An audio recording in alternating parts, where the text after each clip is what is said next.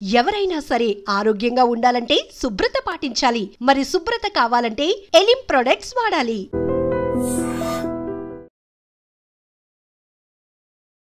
Madam, మీరు being a doctor, సొసైటీలో ఏదైనా ఇంజస్టిస్ జరిగినా సరే definitely you'll raise your voice. ఇది తప్పు అని చెప్తారు. ఒక ఇంజస్టిస్ జరిగినప్పుడు మనం నిలబడకపోతే ఇంకెవరు నిలబడతారు? మన నుంచి 10 మంది నేర్చుకోవాలి. ఏ క్యాన్సర్ ఎక్కువ విమెన్కి ఒక ఎనిమీ లాగా తయారవుతుంది? రొమ్ము క్యాన్సర్ అన్నమాట. ప్రతి 20 టాల్కమ్ పౌడర్స్ యూస్ చేయడం వల్ల కానీ, డియోడ్రెంట్స్ యూస్ చేయడం వల్ల కానీ బ్రెస్ట్ క్యాన్సర్ వస్తుంది అన్న మాటలో ఎంత నిజం ఉంది? టాల్కమ్ పౌడర్ వల్ల బ్రెస్ట్ క్యాన్సర్ వస్తుంది. విమెన్కి బ్రెస్ట్ క్యాన్సర్తో పాటు ఇంకా ఎలాంటి టైప్స్ ఆఫ్ క్యాన్సర్కి రిస్క్ ఎక్కువ ఉంది? డేంజరస్ క్యాన్సర్ అంటారు వేరియన్స్ క్యాన్సర్ని. ఎందుకంటే అది ప్రతి 8 నిమిషాలకి ఒక స్త్రీని మనం దేశం వ్యాప్తంగా కోల్పోతున్నాం. శానిటరీ ప్యాడ్స్కి సర్వికల్ క్యాన్సర్కి రిలేషన్ ఏంటి? Hygiene is very important. ఈ కాంట్రసెప్టివ్ పిల్స్ ఓవర్గా యూస్ చేయడం వల్ల, హార్మోనల్ పిల్స్ తీసుకోవడం వల్ల క్యాన్సర్ వస్తుంది అన్న మాటలో ఎంతవరకు వాస్తవం ఉంది? But OC pills cervical cancer వాటిలో actually pollutants are grade 1 carcinogenic materials అని విన్నాము. పొల్యూషన్కి ఎక్స్పోజ్ అవ్వకుండా ఇంపాసిబుల్. మేబీ కోవిడ్ వచ్చిన తర్వాత కొంత జనాలకు అవగాహన వచ్చి మాస్క్ అయితే పెట్టుకుంటున్నారు, కానీ how do we prevent that? 30% of the cancers are induced with the stress we face అని ఒక స్టడీలో చెప్పారు మేడం. సో స్ట్రెస్కి, ఇండియన్ విమెన్కి ఆ రెండు సినోనిమ్స్ కదా మనకి. How do we actually come out of it? Stress అనేది main one of the risk factors for cancers, especially.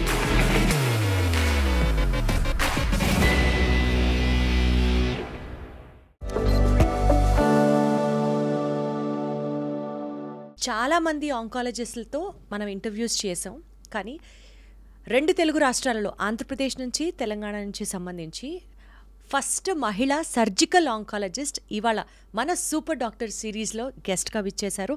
And she is none other than doctor Geetha Nagasri garu. Madam నమస్తే. నమస్కారం అండి. ఎలా ఉన్నారు మేడం? బాగున్నాను madam. 20 years of expertise. To start with, మీ journey ఎలా start అయింది? మీరు మెడిసిన్ చేయాలి అన్న థాట్ మీకు ఎప్పుడు వచ్చింది? ఎక్కడి నుంచి స్టార్ట్ చేశారు? ఎక్కడ చదువుకున్నారు? బ్రీఫ్గా.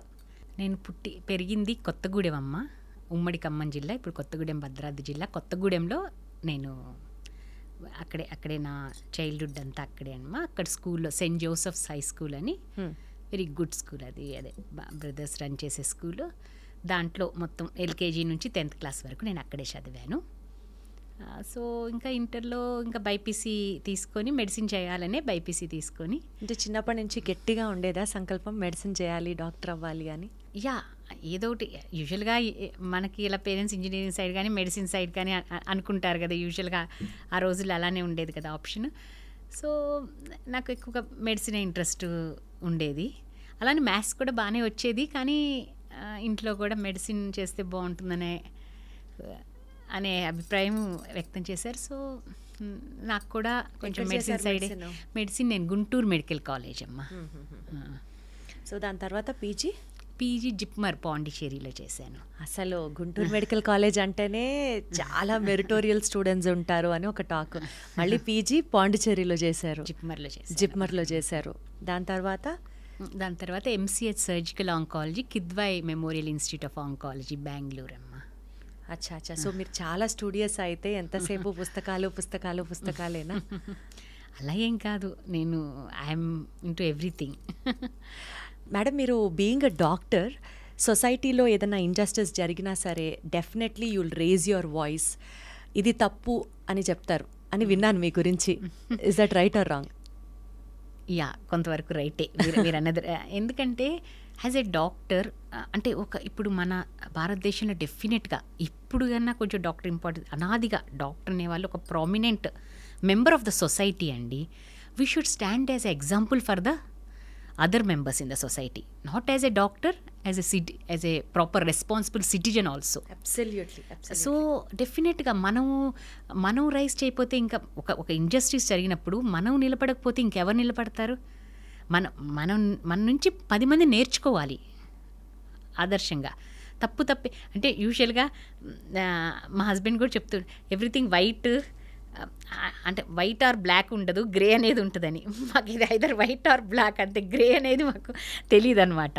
అంటే ఇప్పుడు ఈవెన్ పేషెంట్స్ కూడా ఇక్కడ ఇంజస్టిస్ అయిపోయి ఈవెన్ చాలాసార్లు మా ఎంప్లాయ్ ఇది తప్పు, ఇది చేయకూడదు అని చాలా వరకు ఫైట్ చేస్తాను. దానివల్ల మాకు నేను ఫేస్ చేసిన సిచ్యువేషన్స్ ఉన్నాయి, లాసెస్ ఉన్నాయి. బట్ మన ప్రిన్సిపల్స్ అంతా we had to stand up to ఆ లాసెస్ కానీ ఇది కానీ మన ఇండివిడ్యువాలిటీ, మనకొక నేచర్, మనకొక స్టాండ్ ఉన్నప్పుడు we should not bother about this. మనదేదో మనం అంటే మన స్టాండ్ ఏంటి సొసైటీలో, జస్టిస్ ఏంటి అనేది మనం చూసుకోవాలి. హ్యాట్స్ ఆఫ్ టు యూ అండి, hats off to you on that note. Thank you. First surgical oncologist మీరు. అంటే యూజువలీ నేను ఇట్లాంటి సూపర్ డాక్టర్ సిరీస్ చేసేటప్పుడు కూడా కొంతమంది ఆంకాలజిస్ట్తో మాట్లాడినప్పుడు what inspired you to select this particular cancer field అని అడిగినప్పుడు చాలామంది చెప్పిన పాయింట్ ఏంటంటే, అసలు before you selecting this specialization నువ్వు చాలా ఫ్రస్ట్రేట్ అవుతావు, చాలా కేసెస్ని చూడాల్సి వస్తుంది, cancer is something which is recurring, చాలా పేషెన్స్ ఉండాలి, డిప్రెస్డ్ అవుతావు, మళ్ళీ ఒకవేళ క్యాన్సర్ పేషెంట్స్లో తగ్గి మళ్ళీ ఎప్పుడు వస్తుందో తెలీదు, so think twice before you select this అనే ఆప్షన్ చెప్పారు మా సీనియర్స్, మా గైడ్స్, మా టీచర్స్ అని చెప్పారు.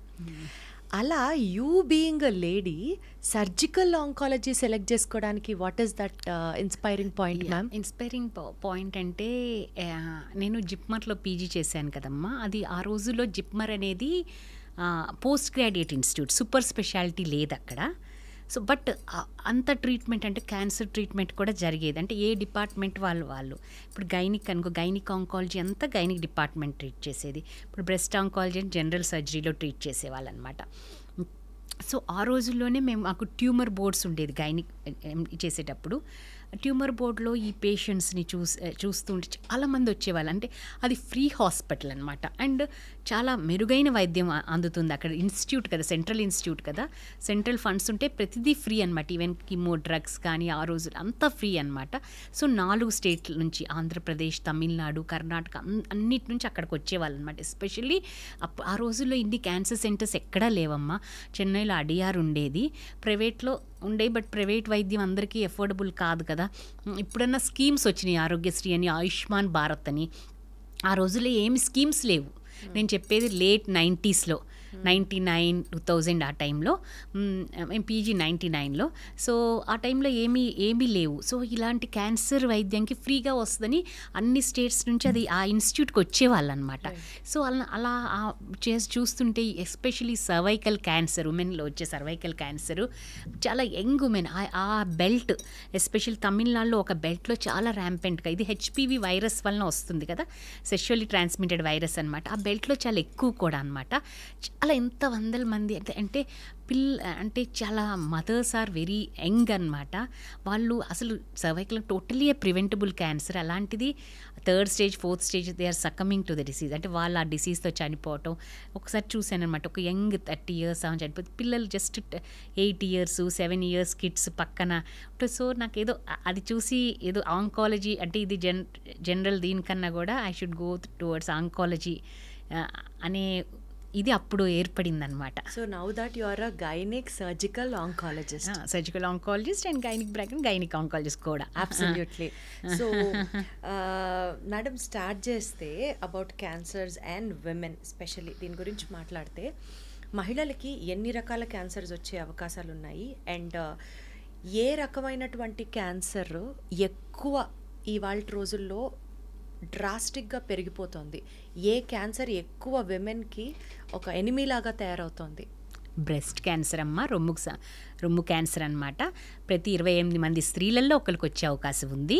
ఇది యాక్చువల్లీ ఒకప్పుడు పాశ్చాత్య సంస్కృతికి పరిమితమైన ఈ బ్రెస్ట్ క్యాన్సర్ అనేది మన భారతదేశంలో స్త్రీలలో ఇప్పుడు అత్యధిక శాతంలో వస్తుందన్నమాట. ఒకప్పుడు సర్వైకల్ క్యాన్సర్ హైయెస్ట్ ఉండేదన్నమాట. రాను హైజీను మన దీని వల్ల కొంతవరకు తగ్గుతుంది.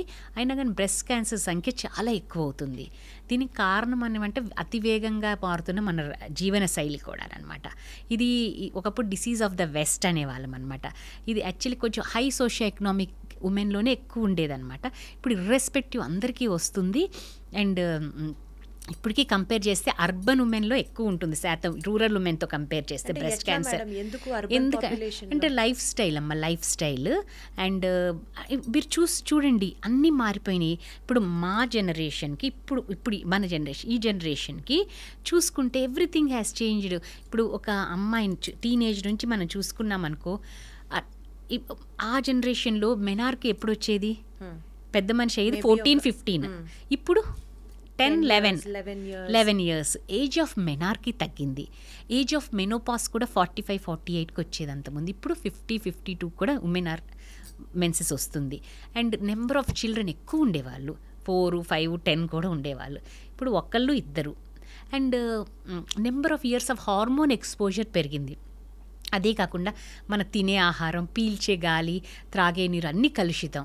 మనం మొత్తం హార్మోన్ డ్రివెన్ కదా. ఇప్పుడు పాలు కానీ, నాన్ వెజిటేరియన్ మాంసాహారం కానీ, ఇదంతా హార్మోన్ డ్రివెన్, ఆర్టిఫిషియల్గా చేసిందనమాట.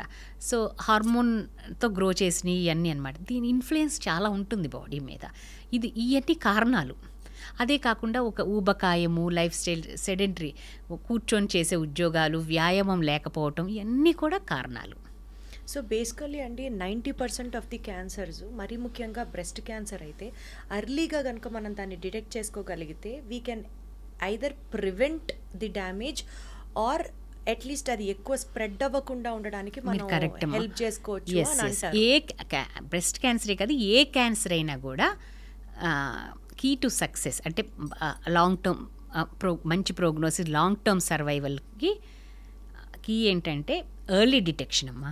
ఇప్పుడు మనం ఎన్ని మందులైన ఉన్నాయి, చాలా అత్యాధునికమైన వైద్యం వచ్చిందంట, అది నిజమే. రోజు రోజుకి రీసెర్చ్ జరుగుతుంది, రోజు రోజుకి కొత్త మాలిక్యూల్ వస్తుంది మార్కెట్లోకి.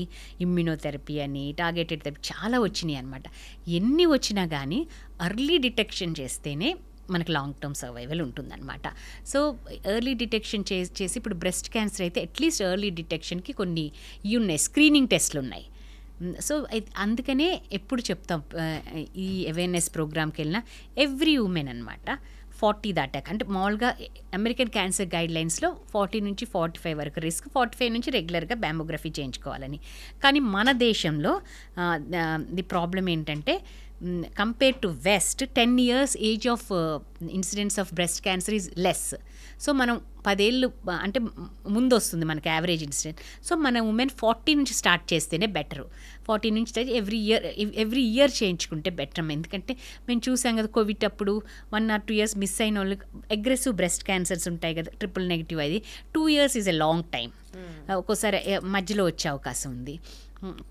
ఎవ్రీ ఇయర్ చేయించుకుంటే బెటరు. అందులో రిస్క్ ఉన్నవాళ్ళు అంటే ఫ్యామిలీ హిస్టరీ ఉన్నవాళ్ళు, వాళ్ళకి వేరే ప్రోటోకాల్ ఉంటుంది స్క్రీనింగ్.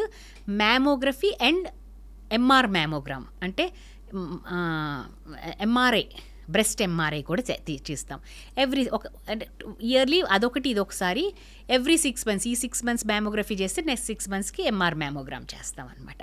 అట్లా హై రిస్క్ అంటే బ్రకా పాజిటివ్, అంటే బ్రకా అనే జీన్ వంశపారంపర్యంగా వస్తుందన్నమాట. ఆ జీన్ పాజిటివ్ వస్తే చాలా high chances breast cancer and ovarian cancer వచ్చే ఛాన్స్ ఉంటుందన్నమాట. సో ఫ్యామిలీ హిస్టరీ ఉన్న వాళ్ళకి ఇప్పుడు ఆ టెస్ట్ వచ్చింది, బ్లడ్ టెస్ట్ చేస్తే ఆ జీన్ పాజిటివ్ ఆర్ నెగిటివా తెలుస్తుంది. ఒకవేళ నిజంగా పాజిటివ్ వస్తే అయితే breast, Angelina Jolie garu positive వస్తే మీకు తెలుసు అందరికి, she has removed bilateral mastectomy చేయించుకొని రీకన్స్ట్రక్షన్ చేయించుకుంది. అది మనం ఐదర్ వాళ్ళకి కౌన్సిల్ చేసి పేషెంట్ ఇష్టం, అది either they go for mastectomy, bilateral mastectomy, reconstruction, or they can opt for this screening, regular screening. So మనం ఆ స్క్రీనింగ్లో బ్లడ్ టెస్ట్లో కానీ పాజిటివ్ వస్తే మేడం, ఒకవేళ క్యాన్సర్ లేకపోయినా సరే మనము ఆ ఆపరేషన్ చేసేసుకోవడమేనా? వచ్చే ఛాన్స్ వెరీ హై లైఫ్ టైంలో. అచ్చా, కాబట్టి అసలు బ్రెస్టే తీసేస్తే ఇంకా అసలు క్యాన్సర్ అప్పుడు కూడా 90% రిస్క్ రిడక్షన్ ఉంటుందన్నమాట. దాంతోపాటు ఫ్యామిలీ కంప్లీట్ అయితే బైలేటరల్ ఓవరీస్ కూడా తీసేస్తారు. అప్పుడు ఓవరీస్ తీసే వల్ల ఓవేరియన్ క్యాన్సర్ 90% రిస్క్ తగ్గుతుంది అండ్ బ్రెస్ట్ క్యాన్సర్ రిస్క్ కూడా తగ్గుతుంది. అచ్చా అచ్చా అచ్చా అచ్చా. సో ఈ టెస్ట్ చేయించుకోవడం వల్ల హై రిస్క్ ఉన్న పేషెంట్స్కి అట్లీస్ట్ ఒక డైరెక్షన్ ఉంటుంది. అండ్ నార్మల్ పీపుల్కి 40 years తర్వాత మీరు స్క్రీనింగ్ చేయించుకోవచ్చు అని చెప్తున్నారు. చేయించాలి, రెగ్యులర్గా చేయించాలి మ్యామోగ్రఫీ. ఒకటి మేడం, ఇందాక మీరు అన్నారు చూడండి, ఈ మారుతున్న లైఫ్ స్టైల్ అని చెప్పేసి, దానికి సంబంధించి మేబీ ఫాస్ట్ ఫార్వర్డ్ ఫ్యాషన్ అంటే maybe exposure towards chemicals, cosmetics and under garments, synthetic garments వేసుకోవడం వల్ల కానీ, టాల్కమ్ పౌడర్స్ యూస్ చేయడం వల్ల కానీ, డియోడ్రెంట్స్ యూస్ చేయడం వల్ల కానీ బ్రెస్ట్ క్యాన్సర్ వస్తుంది అన్న మాటలో ఎంత నిజం ఉంది? అది నిజమేం కాదమ్మా, ఎక్కడ స్టడీస్ ప్రూవ్ చేయలేదు అలా వస్తుందని. అది అపోహ, మిత్ లాగా అనమాట. ఎందుకంటే ఎక్కడ కూడా దీనివల్ల వస్తుంది, టాల్కమ్ పౌడర్ వల్ల బ్రెస్ట్ క్యాన్సర్ వస్తుంది అని ఎక్కడ ప్రూవ్ చేయలేదు. బట్ టాల్కమ్ పౌడరు ఇప్పుడు పిల్లలు కదా వెజైనా దగ్గర డైపర్ దగ్గర వేస్తే ఒకవేళ వెజైనా నుంచి ఓవరీస్ లోపలికి వెళ్ళి ఓవేరియన్ క్యాన్సర్ రిస్క్ ఉంది టాల్కమ్ పౌడర్ పెరిటోనియల్ సర్ఫేస్లో తగిలితే అనే కొన్ని స్టడీస్ ఉన్నాయి. కానీ టాల్కమ్ పౌడర్ వలన, ఈ డియోడ్రెంట్స్ వలన, ఈ సింథటిక్ బ్రాస్ వలన బ్రెస్ట్ క్యాన్సర్ వస్తుందని మాత్రం ఎక్కడ స్టడీస్ లేవు. రైట్. సో మేడం, ఇప్పుడు విమెన్కి బ్రెస్ట్ క్యాన్సర్తో పాటు ఇంకా ఎలాంటి టైప్స్ ఆఫ్ క్యాన్సర్కి రిస్క్ ఎక్కువ ఉంది? అంటే ఏ క్యాన్సర్, ఇప్పుడు మెన్లో వచ్చే క్యాన్సర్లు ఏ అయినా రావచ్చమ్మా ఉమెన్కి కూడా. ఎక్స్ట్రా ఏంటంటే ఉమెన్కి బ్రెస్ట్ అండ్ గైనకలాజికల్ మ్యాలిగ్నెన్సీ శాతం ఎక్కువ. అట్లానే ఇప్పుడు బ్రెస్ట్ తర్వాత ఎక్కువ గర్భసంచి ముఖద్వారానికి సంబంధించిన క్యాన్సర్ ఒకప్పుడు చాలా ర్యాంపెంట్ ఉండేది. అండ్ ఇప్పుడు కూడా గ్రామీణ ప్రాంతాల్లో స్త్రీలలో, లో సోషియో ఎకనామిక్ ఉమెన్లో సర్వైకల్ క్యాన్సర్ చాలా అధిక శాతంలో ఉంది. ఇప్పుడు కూడా it is totally preventable cancer. ఈనాటికి కూడా ప్రతి 8 నిమిషాలకి ఒక స్త్రీని మనం దేశం వ్యాప్తంగా కోల్పోతున్నాం సర్వైకల్ క్యాన్సర్తో. సో అది అంటే అది ఇంకా ఇప్పుడు హెచ్పివి వ్యాక్సిన్స్ వచ్చినాయి. ఇప్పుడు పిల్లలకి వ్యాక్సినేట్ చేయమని చెప్తున్నాం. టీనేజ్ గర్ల్స్కి ప్రీ మ్యారిటల్ అంటే ఏజ్ ముందే వ్యాక్సినేట్ చేయమని చెప్తున్నాం. సో దట్ ఈ అట్లీస్ట్ 90-95% ప్రొటెక్షన్ ఉంటుంది సర్వైకల్ క్యాన్సర్ రాకుండా. సో ఎట్లా మేడం ఆ వ్యాక్సిన్ ఎలా పనిచేస్తుంది? ఫస్ట్ డోస్ ఎప్పుడు వేయాలి, దాని తర్వాత డోస్ ఎప్పుడు? అంటే 1, 2 and 6 monthsకి వేస్తారు యూజువల్గా 3 డోస్. ఇప్పుడు కొన్ని స్టడీస్ గార్డ్స్లు 9 అయితే 2 డోస్ ఇస్తారు. కొన్ని స్టడీస్ అసలు 1 డోస్ కూడా చాలా వచ్చినాయి. అవి ఇంకా అంటే స్టాండర్డ్ ఆఫ్ కేర్ అని కొన్ని స్టడీస్ ఉన్నాయి. బట్ అది ఇంకా స్టాండర్డ్ లేదు. 2 డోసెస్కి చాలా ఎక్కువ స్టడీసే ఉన్నాయి. బట్ ఇప్పటికైతే 3 డోసెస్ ఇస్తున్నారు అందరూ. అండ్ ఫస్ట్ డోసు ఎంత ఏజ్లో వేసేసి? ఏజ్ అంటే స్కూల్ గోయింగ్ చిల్డ్రన్కి అమ్మ వాళ్ళు ఇచ్చిన అమెరికన్ వాళ్ళు ఇచ్చిన గైడ్ లైన్స్ ప్రకారం 9 to 26 years అన్నారు. 9 years నుంచి, ఎందుకంటే ఎర్లీగా ఇస్తే ఇమ్యూనోజెన్సిటీ ఎక్కువ ఉండి ఎక్కువ యాంటీబాడీస్ ప్రొడ్యూస్ అవుతుందని ఒక కాన్సెప్ట్ ఉందన్నమాట. సో ఎర్లీగా ఇస్తేనే better. So school going children అని అంటే రఫ్గా ఒక 10 years ఆఫ్ ఏజ్, 10, 11, 12, 13 అలా ఇవ్వచ్చు. సో 10 years నుంచి ఎప్పుడైనా ఇవ్వచ్చు హెచ్పివి వ్యాక్సిన్ ఇవ్వచ్చు. డెస్పైట్ హెచ్పివి వ్యాక్సిన్ 90% ఎఫికసీ అని స్టడీస్ చెప్తున్నప్పటికీ కూడా సెక్షువల్లీ ట్రాన్స్మిటెడ్ వైరస్ వల్ల ఈ క్యాన్సర్ వస్తుంది. కాబట్టి కొంచెం జనాల్లో ఆ సోషల్ ట్యాబు ఉందా అండి? అందుకని ఈ వ్యాక్సిన్ మాకు వద్దు అని అనడం అలా లేదమ్మా. అట్లా ఏం లేదు. ఈ వ్యాక్సిన్ అందరికీ లైఫ్ టైంలో హెచ్పివి వ్యాక్సిన్ అనేది అందరు చాలా మందికి ఎక్వైర్ అవుతుంది. బట్ వాళ్ళ ఇమ్యూనిటీ వల్ల they shed that virus of. ఎప్పుడైతే ఇమ్యూనిటీ కొంచెం తక్కువ ఉందో అప్పుడు ఒక్కొక్కసారి కొన్ని హై రిస్క్ వైరసెస్, ఇప్పుడు క్యాన్సర్ కాజింగ్ హెచ్పివి 16 and 18 అలాంటి వైరసెస్ ఆ సర్వైకల్ క్యాన్సర్ ఆ టిష్యూస్తో చొచ్చుకుపోయి ఆ సెల్స్లో ఇంటిగ్రేట్, డిఎన్ఏతో ఇంటిగ్రేట్ అయ్యి ఆ చేంజెస్, డిఎన్ఏ సెల్లో చేంజెస్ చేస్తాయి అన్నమాట. అది ఒకసారి కాదు. ఫస్ట్ డిస్ప్లేషియా కూడా 3 stages ఉంటుంది అనమాట. 1, 2, 3 అని. తర్వాత ఇన్సిట్యూ వస్తుంది, తర్వాత ఇన్వేషన్ వస్తుంది క్యాన్సర్. ఈ స్టేజ్ అంతా తీసుకుంటే ఒక 10 ఏళ్ల పాటు టైం ఉంటుందమ్మా. అంటే ఎట్లా మేడం ఎక్స్ప్లెయిన్ చేయరా ఆ స్టేజెస్ని కాస్త? ఇప్పుడు ఫస్ట్ యాక్చువల్గా హెచ్పివి వైరస్ ఉన్నా కూడా చాలాసార్లు ఇమ్యూనిటీ ఉమెన్కి బాగుంటే అదే ఆ వైరస్ దానంతా అది వెళ్ళిపోతుంది, బాడీ నుంచి షెడ్ అయిపోతుంది. ఒక్కొక్కసారి ఇప్పుడు ఇమ్యూనిటీ లో ఉన్నా, ఒక్కొక్కసారి high risk viruses 16, 18 cancer causing virus అలాంటివి అక్కడే ఉండిపోయి దీర్ఘకాలికంగా ఆ సెల్స్లోకి చొచ్చుకుపోయి లోపలికి వెళ్ళిపోయి ఆ డిఎన్ఏతో ఇంటిగ్రేట్ అవుతాయి. ఆ డిఎన్ఏతో ఇంటిగ్రేట్ అయ్యి ఆ రిప్లికేషన్ అప్పుడు అబ్నార్మల్గా రిప్లికేట్ ఆ సెల్స్లో చేంజెస్ చేస్తాయి అన్నమాట. నార్మల్ సెల్ని డిస్ప్లాస్టిక్ సెల్గా చేస్తుంది అనమాట. దాన్ని సర్వైకల్ డిస్ప్లేషియా అంటారు. సర్వైకల్ ఇంట్రాఎపిథీలియల్ నియోప్లాజం అంటారు. దాన్ని 1, 2, 3 డిపెండింగ్ ఆన్ ఆ మైక్రోస్కోపిక్ ఫైండింగ్ ప్రకారం డివైడ్ చేస్తారు. ఫస్ట్ 1 వస్తుంది, తర్వాత 2, తర్వాత 3గా మారుతుంది. ఆ తర్వాత ఇన్సిట్యూ అంటారు. ఇన్సిట్యూ అంటే క్యాన్సర్ అంటే ఆ సెల్ క్యాన్సర్ సెల్ లాగా ఉంటుంది, కానీ దానికి బేస్మెంట్ ఇన్వేడ్ చేయదు. అంటే దానికి వేరే స్ప్రెడ్ అయ్యే కెపాసిటీ ఉండదు, అక్కడ వరకే పరిమితమై ఉంటుందన్నమాట. అది కూడా ప్రీ క్యాన్సరస్ స్టేజ్ కిందకే వస్తుంది, ఇంకా క్యాన్సర్ కాదు. స్టేజ్ 0 ప్రీ క్యాన్సరస్ కిందే వస్తుంది. మళ్ళీ అది ఇన్వేషన్ ఉన్నప్పుడే అది క్యాన్సర్ అంటారు. దాంట్లో స్టేజ్ 1, 2, 3, 4 అని సో ఉంటుంది. వన్స్ ఇన్వేషన్ జరిగిన తర్వాత stages of the cancer can be classified as. అవును దానికి సర్విక్స్ వరకే పరిమితం అయితే అది 1 ఉంటుందన్నమాట.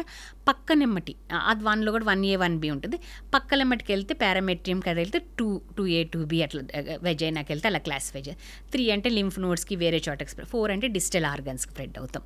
ఇట్లా క్లాసిఫై చేస్తాం అనమాట. యూజువల్గా ఏంటంటే ఇది నార్మల్ సెల్ నుంచి డిస్ప్లేషియా, తర్వాత ఇన్సిట్యూ మ్యాలిగ్నెన్సీ ఇలా మారటానికి ఒక 10 ఏళ్ల పాటు టైం. 10 ఏళ్ళు పడుతుంది. మనం ఆ డిస్ప్లేషియా టైంలోనే ఐడెంటిఫై చేయలేమా మేడం? చేయగలము, అదే కదా ప్రాబ్లము. స్క్రీనింగ్ ఇప్పుడు వెస్ట్లో పాపులేషన్ బేస్డ్ స్క్రీనింగ్ ఉంటుంది. ఆల్ ఎలిజిబుల్ ఉమెన్కి ఇప్పుడు Pap smear every 3 years, DNA test చేస్తే ఎవ్రీ 5 years. గవర్నమెంటే పిలిచి చేస్తుందమ్మా. ఎక్కడ? Western country. మనకి ఇప్పుడు అధిక జనాభా ఉన్న దేశం కాబట్టి, బడ్జెట్ వైజ్ కూడా హెల్త్ తక్కువ కాబట్టి మన దేశంలో అది పాసిబుల్ అవ్వకపోవచ్చు. అయినా కానీ ఇప్పుడు చాలా వరకు ఏఎన్ఎమ్స్లో ఆ ప్రోగ్రామ్స్ జరుగుతున్నాయి. ఇప్పుడు లో రిసోర్స్ సెట్టింగ్లో visual inspection with acetic acid అంటే ప్యాప్స్మియర్ కూడా చెయ్యక్కల. ప్యాప్స్మియర్ చేయాలి, మళ్ళీ ఆ స్లైడ్స్ చేసి వేరే చోటకి ట్రాన్స్పోర్ట్ చేయాలి, some expert pathologist should report, అవన్నీ లేకుండా 5% గ్లేషియల్ ఎస్టిక్ యాసిడ్ ఆ సర్విక్స్కి పూస్తే చేంజెస్ ఎబ్నార్మల్గా ఉన్న ఏరియా వైట్గా తయారవుతుందన్నమాట. అది ఏఎన్ఎమ్స్ ఎక్స్టర్నల్ ఫౌండింగ్సే మనం ఎక్స్టర్నల్ ఫైండింగ్స్ ఇప్పుడు పారామెడిక్స్ అంటే డాక్టర్స్ యొక్క పారామెడిక్స్ కూడా నేర్పించి వాళ్ళు కూడా చేస్తున్నారనమాట. ఇప్పుడు అబ్నార్మల్గా బాగా వైట్ ఉందనుకో అక్కడ నుంచి బయాప్సీ చేస్తాం. వాళ్ళు చేయలేకపోతే అలా అబ్నార్మల్గా ఉన్నాయి వేరే హైయర్ సెంటర్స్కి పంపటం అనమాట. ఇది ఇంకా కొంచెం ఈజీగా అందరికీ కూడా లో రిసోర్స్ సెట్టింగ్ WHO డెవలపింగ్ కంట్రీస్కి ఇచ్చిన మెథడాలజీ ఇది. బట్ ఇది ఎంతవరకు ఎక్కడెక్కడ ప్రాక్టీస్ చేస్తున్నారు. అండ్ ఈ విధంగా అందుకని కొంతవరకు తగ్గింది సర్వైకల్ క్యాన్సరు. బట్ ఇంకా మన ఇండియాలో చాలా ర్యాంపెంట్గా 1/5 ఆఫ్ ద వరల్డ్స్ బర్డన్ మన ఇండియాలో ఉందన్నమాట. అదే మీరు 10 ఏళ్ల పాటు అన్నారు. ఆ 10 ఏళ్ల పాటు ఎప్పుడు ఒక ఉమెన్ని ఒక జస్ట్ సర్వైకల్ ఎగ్జామినేషన్ చేసినా కానీ మనకు తెలుస్తుంది. అలాంటిది అసలు ఎగ్జామినేషనే ఉండక ఈ 10 ఏళ్ళు చేంజెస్ అయ్యి మళ్ళీ క్యాన్సర్ అయ్యి 1, 2, 3 స్టేజ్లో వస్తున్నారు మన దగ్గరికి. అది చాలా దురదృష్టం, చాలా అన్ఫార్చునేట్. యాక్చువల్గా అండి ఈ హెచ్పివి వైరస్ వల్ల వచ్చే సర్వికల్ క్యాన్సర్ గురించి అవగాహన ఉంది, కానీ sanitary pads women's hygiene base చేసుకొని ఈ క్యాన్సర్ ఎట్లా వస్తుంది, సర్వికల్ క్యాన్సర్ అంటే శానిటరీ ప్యాడ్స్కి సర్వికల్ క్యాన్సర్కి రిలేషన్ ఏంటి? శానిటరీ ప్యాడ్కి సర్వైకల్ క్యాన్సర్కి ఎంత రిలేషన్ ఎక్కడా లేదు, కానీ but hygiene is very important అమ్మా. అది ఒక్కటే రిలేషన్, కానీ శానిటరీ ప్యాడ్స్ వల్ల సర్వైకల్ క్యాన్సర్ వస్తుందని ఏమీ లేదు. మేబీ ఆ శానిటరీ ప్యాడ్స్లో ఉన్నటువంటి కెమికల్ సబ్స్టెన్సెస్ ఓవర్ రియాక్ట్ అయ్యి ఆ పర్టికులర్ సర్విక్స్ రీజియన్ క్యాన్సర్ వస్తుంది అలా ఎక్కడా లేదమ్మా. శానిటరీ ప్యాడ్స్ వల్ల క్యాన్సర్ వస్తుందని ఎక్కడ ఇవ్వలేదు. ఓకే, సో ఏది బెటర్ మేడం హైజీన్ పరంగా? ఒకప్పుడు ఫాలో అయినటువంటి ఆ క్లాత్ ప్యాడ్స్ యూజ్ చేయడం బెటరా, లేకపోతే ఈ chemical pads sanitary pads use చేయడం బెటరా? ఏదైనా అది పర్సనల్ కంఫర్ట్ అమ్మా. ఏదైనా ఏంటంటే ముందు ఎక్కువసేపు అక్కడ స్టాగ్నెంట్గా లేకుండా బ్లడ్ నుంచి ఆర్గానిజమ్స్ గ్రో అవుతాయి బ్లడ్ ఎక్కువసేపు ఉంటే. అలా హైజీనిక్గా చూసుకోవటం అది బెటర్. ఈ బ్రాండు ఆ బ్రాండ్ అని ఈ పేపరా అది కాదు ముఖ్యం. Okay okay, so coming to the next set of cancers madam, ఇంకా ఓవేరియన్ క్యాన్సర్ అమ్మ డేంజరస్ క్యాన్సర్ అంటారు ఓవేరియన్స్ క్యాన్సర్ని. ఎందుకంటే అది చాప కింద నీరులాగా మనకు చివరి వరకు తెలియదు. అంటే ఓవేరియన్ క్యాన్సర్ మోర్టాలిటీ ఎక్కువ. స్టిల్ ఇంత అడ్వాన్స్ అయిన సైన్స్ 40% 5 years సర్వైవల్ రేట్ అని ఉంది. బట్ ఓవేరియన్ క్యాన్సర్ కూడా ఎర్లీ స్టేజ్లో ఫస్ట్ స్టేజ్లో రికగ్నైజ్ అయితే డయాగ్నోస్ అయితే దానికి కూడా more than 95% క్యూర్ రేట్ ఉంటుంది. ఓవేరియన్ క్యాన్సర్ కూడా ఏంటంటే మన దగ్గరికి వచ్చేసరికి ఓవేరియన్ క్యాన్సర్ 3rd స్టేజ్లోనే వస్తారు యూజువల్గా. ఎందుకంటే దీని సిమ్టమ్స్ చాలా స్వల్పంగా ఉంటాయమ్మా. అంటే ఏదో అన్నం అరగనట్టుంటాం, కొంచెం తినగానే పొట్ట ఉబ్బిపోయినట్టుంటాం, ఏదో మలమూత్ర విసర్జనలో కొంత తేడా, పెద్ద పెద్ద మాస్ ఉన్నాయనుకో, యుట్రస్ మధ్యలో ఉంటుంది, బ్లాడర్ ముందు వెనక రెక్టమ్ ఉంటుంది. సో ఆ పక్కన ఓవరీస్ ఉంటాయి. ఆ ఓవేరియన్ ట్యూబర్ పెద్దదయ్యి ఐదర్ బ్లాడర్ని కానీ వెనక రెక్టమ్ని కానీ కొంచెం ప్రెస్ చేస్తే ఫ్రీక్వెన్సీ ఆఫ్ యూరిన్ వెళ్ళాల్సి వస్తాం, ఫ్రీక్వెంట్గా మోషన్కి వెళ్ళాల్సి వస్తాం. ఏంటంటే చాలా అజీర్ణంగా ఉంటాం. ఇవన్నీ డైలీ లైఫ్ స్టైల్లో ఉమెన్ ఏమనుకుంటారంటే ఏదో అరగలేదులే, ఏదో అజీర్ణం ఉందిలే, ఏదో గ్యాస్ట్రైటిస్లే అని చాలా రోజులు ఏయో ప్యాన్ ట్యాబ్లెట్ అవి వేసుకొని వాళ్ళు చాలా అలా గడిపేస్తారు ఎంత గడిపినా చివరి స్టేజ్లో పొట్టంతా ఉబ్బిపోయి ఏదో బాగా అబ్డామినల్ పెయిన్ వస్తేనో లేకపోతే ఎస్ఐటీస్ లాగా పొట్టంతా నీరు చేరినప్పుడే మన దగ్గరకు వస్తారనమాట. అందుకని యూజువల్గా వాళ్ళు 70% స్టేజ్ 3లో వస్తారనమాట. సో ఇంకా యూజువల్గా ఏంటంటే అంత స్టేజ్ 3లో క్యూర్ అనే దానికన్నా ప్రొలాంగేషన్ ఆఫ్ సర్వైవల్ అనేది ఉంటుంది. అంటే ఫస్ట్ సర్జరీ చేస్తాము, కీమో ఇస్తాము, రేడియేషన్ యూజువల్గా ఉండదు ఓవరీలో, మళ్ళీ కొన్ని రోజులు మానిటర్ చేస్తాం పేషెంట్ని. యూజువల్గా అంటే అంత థర్డ్ స్టేజ్ వచ్చిన వాళ్ళు యూజువల్గా 1-2 ఇయర్స్కి రికవర్ అవుతారు. మళ్ళీ రికవర్ అయినప్పుడు మళ్ళీ కొంచెం కీమో ఇస్తాము. అట్లా ప్రొలాంగేషన్ ఆఫ్ అంటే మనం ఏమేంటంటే లైక్ ఇప్పుడు క్యాన్సర్ కూడా like any other chronic disease లాగా తీసుకోవాలి. ఇప్పుడు డయాబెటీస్, హైపర్ టెన్షన్ ఉంటుంది కదా, ఇప్పుడు డిసీజ్ ఉంటుంది, అది తగ్గదు ఎక్కడికి. ఒకసారి వచ్చిందంటే డయాబెటీస్ తగ్గదు. We leave with the disease. మనం డిసీజ్తోనే బతుకుతాం. కానీ ఆ డిసీజ్ ఒక్కొక్కసారి డయాబెటీస్ కూడా ఎక్సెసర్బేషన్స్ ఉంటాయి, ఫ్లేర్ అవుతుంది, ఇన్ఫెక్షన్స్ వస్తాయి. అది వచ్చినప్పుడు దాన్ని ట్రీట్ చేసుకోవటం, మళ్ళీ మామూలుగా మన లైఫ్ స్టైల్ మెయింటైన్ చేస్తాం. ఇప్పుడు క్యాన్సర్ కూడా చేయడానికి కూడా కష్టం. అది క్యాన్సర్ కూడా ఎనీ అదర్ క్రానిక్ డిసీజ్ లాగా తీసుకొని we should maintain the life style. And ఒక పేషెంట్ ఉండేది, మా పేషెంట్ పెద్ద ఆవిడ ఒక 100 కీమోథెరపీస్ అయినా తీసుకునేది. అమ్మ మైండ్ సెట్ అట్లా లైఫ్ స్టైల్. ఇప్పుడు ఎక్కడైనా వచ్చి కీమో తీసుకుని, బట్ ఆమె లైఫ్ స్టైల్ చక్కగా ఆమె పని ఆమె చేసుకునేది, వాళ్ళ ఫ్రెండ్స్తో వెళ్తాము, డిన్నర్స్కి వెళ్తాం, అన్నీ చూసుకునేది. బట్ వెన్ ఎవర్ రికరెన్స్ వచ్చినప్పుడు she used to take chemotherapy. అట్లా mindset depend on the individual అనమాట. పాజిటివ్ యాటిట్యూడ్తో. ఇప్పుడు ఆ పాజిటివ్ యాటిట్యూడ్తో ఇప్పుడు ఆవిడలాగా స్ట్రాంగ్గా ఉన్నారనుకోండి, క్యాన్సర్ వచ్చినా కూడా they can still lead a normal life అంటున్నారు. Yes possible. అది పాసిబుల్. చాలా మందిని చూస్తా. అంటే నార్మల్ లైఫ్ అంటే కొంతవరకు ఆ కీమో అప్పుడు ఇబ్బంది అనేది ఉంటుంది తాత్కాలికంగా, బట్ దాన్ని అధిగమించి చాలామంది వాళ్ళ లైఫ్ స్టైల్ బాగా లీడ్ చేస్తున్నారమ్మా. ఇప్పుడు లైఫ్ స్టైల్ అన్న మాట వింటే అండి 30-50% of the cancers proper life style, మంచి డైట్ తీసుకుంటే ప్రివెంట్ చేయగలము అని చెప్పి WHO ఎస్టిమేట్స్ విన్నాం. అయితే మన కిచెన్లో ముఖ్యంగా మనం ఆడవాళ్ళ గురించి మాట్లాడుకుంటున్నాం కాబట్టి ఏ ఫుడ్స్ తింటే క్యాన్సర్ని నివారించవచ్చు, అండ్ మనకి తెలుసో తెలియకో కిచెన్ అలవాట్లలో మనం రెగ్యులర్ దైనందిక జీవితంలో చేసే ఎలాంటి ప్రాక్టీసెస్ వల్ల they are more prone to get cancer అంటే ఏం చెప్తారు? గుడ్ క్వశ్చన్ అమ్మా. చాలామంది అడుగుతారు డైట్. ఫస్ట్ ఏదైనా రాగానే మన ఇండియన్స్ ఎస్పెషలీ వేరే కన్సర్న్స్ ఏముండవు. అన్నీ తినొచ్చా, ఏమి తినొచ్చు, ఒక్కొక్కసారి అయితే అన్నీ తినొచ్చమ్మా, పత్యం ఏమని స్పెసిఫిక్ ఫుడ్, ఫిష్ తినొచ్చా, చికెన్ తినొచ్చా, మటన్ తినొచ్చా, అన్నీ తినొచ్చా అని చెప్పాం కదా అన్నా కూడా వాళ్ళకి అతృప్తి అనమాట. ప్రతిదీ అడగాలి డాక్టర్ని, అడిగి తెలుసుకుంటేనే వాళ్ళకి తృప్తి కూడా, ఎస్పెషల్లీ సాటిస్ఫాక్షన్ మన ఇండియన్ దిస్ థింగ్లో. సో మన భారతదేశంలో మనకి అదే పేషెంట్స్ కానీ ఫస్ట్ వచ్చేది ఏ ఫుడ్, ఏదైనా డిసీజ్ కానీ దేనికైనా బారిన పడితే ఏ ఫుడ్ తినాలనేది మేజర్ కన్సర్న్, మేజర్ ఇష్యూ అనమాట. చాలామందికి మిత్స్ ఉంటాయి. అంటే సర్జరీ అయిన తర్వాత పప్పు చాలామంది కొంచెం నార్త్ ఇండియన్స్ అయితే రైస్ తినరు, రైస్ తింటే చీమ వస్తుందేమో అనేతో. మన సౌత్ ఇండియాలో అయితే పప్పులు తినరు, పప్పులు తింటే చీమ వస్తుందా. వాళ్ళకి మనం చెప్పాలి పప్పులు అనేది ప్రోటీన్, అవి తింటేనే ఊండ్ హీల్ అవుతుంది. అది కూడా తినకపోతే ప్రోటీన్ రాదు కదా. యూజువల్లీ వెజిటేరియన్స్కి ప్రోటీన్ రాదు. అది మనం రీఇన్ఫోర్స్ చేయాలి. బట్ మనం యూజువల్గా డాక్టర్స్ చెప్తే వాళ్ళకి యూజువల్గా వాళ్ళు అర్థం చేసుకుంటారు, మళ్ళీ అలవాట్లు మార్చుకుంటారు. బట్ అంటే మన నేను ఎక్కడైనా అవేర్నెస్కి వెళ్ళినా నేను ఇది చెప్తాను. అంటే యాజ్ ఏ లేడీస్ మన ట్రెడిషను, మన అంటే age old grand mothers kitchen అంటాం కదా, మన పూర్వీకుల నుంచి మనకు అలవాటైన ఆహార పద్ధతులు అనేది చాలా గొప్ప అలవాట్లమ్మ. చాలా గొప్ప బ్యాలెన్స్డ్ డైట్ మనది, సమతుల్యమైన ఆహారం మన కల్చర్లో మనం రోజు తినే ఆహారం. అలాంటిది మనం రాను అట్లీస్ట్ మన జనరేషన్, ఈ జనరేషను వెస్టర్నైజేషను, ఫాస్ట్ ఫుడ్స్కి they are not liking what we are preparing at home. Most of the kids అంటే అందరూ పిల్లలు చాలా వరకు అంతే. అది మన బాధ్యతగా మనం వాళ్ళకి మన ఫుడ్ హ్యాబిట్స్ అలవాటు చేస్తాం, చాలా మంచిది. ఎందుకంటే మనకి అంటే ఆ రోజుల నుంచి మనకి ఏ సైంటిఫిక్ బేసిస్ మీద వాళ్ళు ఈ ఫుడ్ హ్యాబిట్స్ అలవాటు పరుచుకున్నారో కానీ అది చాలా ప్రతి దానికి ఒక సైంటిఫిక్ ఇది ఉందమ్మా రీజను. ఇప్పుడు ఒక బుక్ ఉంటుందన్నమాట, డివిటా అని. ఇట్స్ లైక్ ఎ బైబుల్ ఆంకాలజీకి అందరూ అదే చదువుతారు.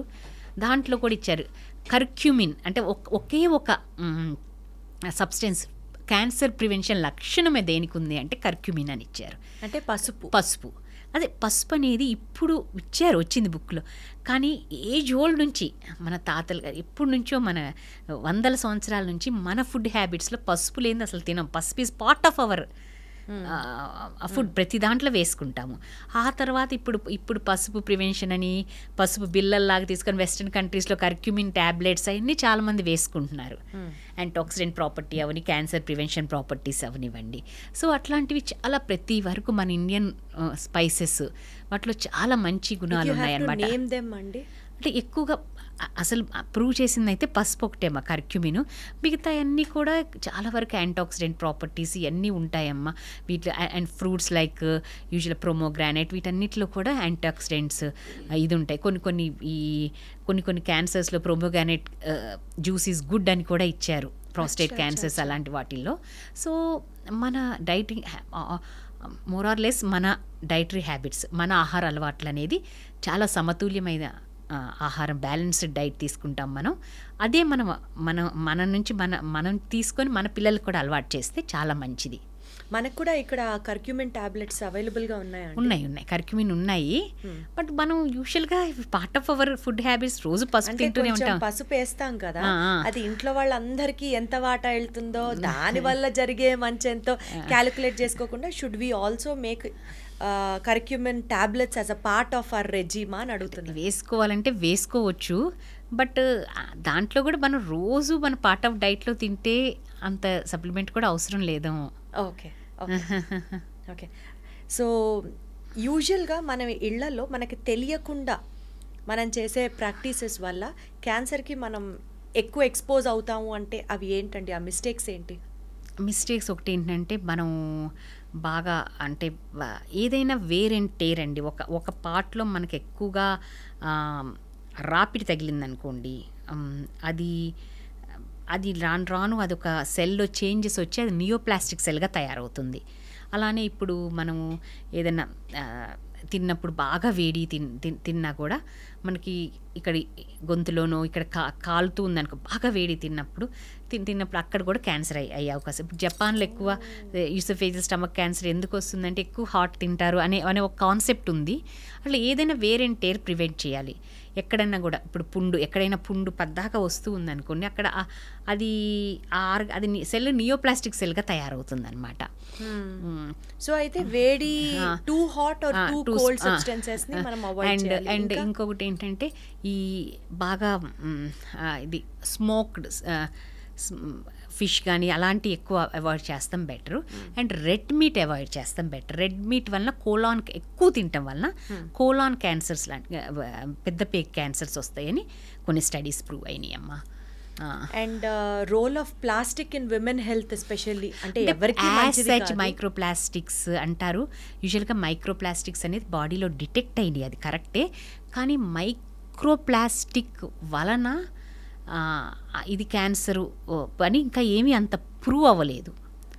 ప్లాస్టిక్లో తినటం వలన ఇది క్యాన్సర్ వస్తుందని మాత్రం అలా స్టడీస్ ఏమీ లేవు.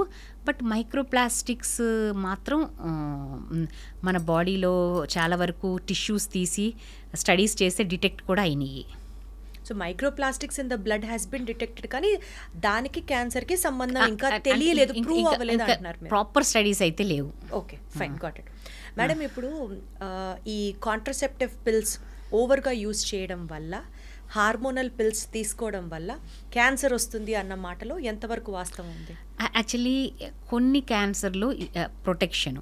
ఇప్పుడు ఓవేరియన్ క్యాన్సర్ నేను చెప్పాను చూడమ్మా, బ్రకా positive, breast and ovarian cancer syndrome, అది బ్రకా జీన్ ఉన్న వాళ్ళల్లో ఫస్ట్ అంటే అలా ఉన్నప్పుడు ఓవరీస్ తీయాలంటే అట్లీస్ట్ పిల్లలు ఇది ఫ్యామిలీ కంప్లీట్ అయిన తర్వాతే కదా ఓవరీస్ తీయగలం. అప్పుడు వరకు ప్రొటెక్షన్కి అంటే if they are not planning for kids, మనం అప్పుడు వరకు ప్రొటెక్షన్కి ఏంటంటే ఈ ఓసీ పిల్స్ వాడతాం. ఓసీ పిల్స్ వలన ప్రొటెక్షన్ ఉంటుంది ఓవేరియన్ క్యాన్సర్కి రాకుండా కొన్ని వీటిలో. But OC pills cervical cancer వాటిలో రిస్క్ ఫ్యాక్టర్గా ఉంటుందన్నమాట. సో డెఫినెట్గా అంటే ఎక్కువ రోజులు వాడటం వల్ల ఇప్పుడు హార్మోన్ అంటే హార్మోన్ ఎక్స్పోజర్స్ ఉంటాయి, బట్ ఈస్ట్రోజన్ ప్రొజెస్ట్రాన్ రెండు ఉంటుంది కాబట్టి ఓసీ పిల్స్లో బ్యాలెన్స్ అవుతుంది. మరి అది ఎప్పుడు వాడాలో, ఎంత వాడాలో సొంతంగా తీసుకోకుండా అట్లీస్ట్ డాక్టర్ పర్యవేక్షణలో వాడడం అనేది చాలా అవసరం. మంచిది. అది moral of the story. OC pills ఎప్పుడు వాడాలి, ఎంత వాడాలి, ఎంత డ్యూరేషన్ వాడాలి అంతే.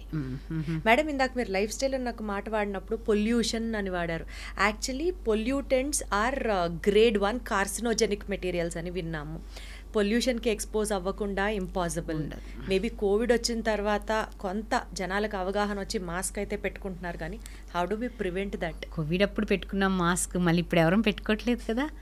అంటే హౌ డు యూ ప్రివెంట్ అనేది నేచర్. మనం ఏమి ఇప్పుడు సిటీలో ఉంటున్నామమ్మా, మనం ఏమి ఇప్పుడు అంటే ఆ లెక్కన చూస్తే అర్బన్ పాపులేషన్ అంతటికి ఈ రిస్క్ ఉన్నట్లేగా లెక్క ఉన్నట్టు. ఇప్పుడు ఎయిర్లో పొల్యూటెంట్స్ ఉంటాయి అన్నీ, అంటే ఎయిర్లో అన్ని పొల్యూటెంట్స్ కార్సినోజెనిక్ కాదమ్మా. ఇప్పుడు స్మోకింగ్ ఉందనుకోండి, సిగరెట్ స్మోకింగ్, టొబాకోలో ఉన్న మోస్ట్ ఆఫ్ ద సబ్స్టెన్సెస్ చాలా వందల రకాల కార్సినోజెన్స్ ఉంటాయి టొబాకో. డైరెక్ట్ కానీ ఇండైరెక్ట్ కానీ tobacco is the cause of most of the cancers. At least 40% of the cancer, 30-40% of the cancer tobacco వలన వస్తాయి, దాంట్లో ఉన్న కార్సినోజెన్స్ వలన వస్తాయి.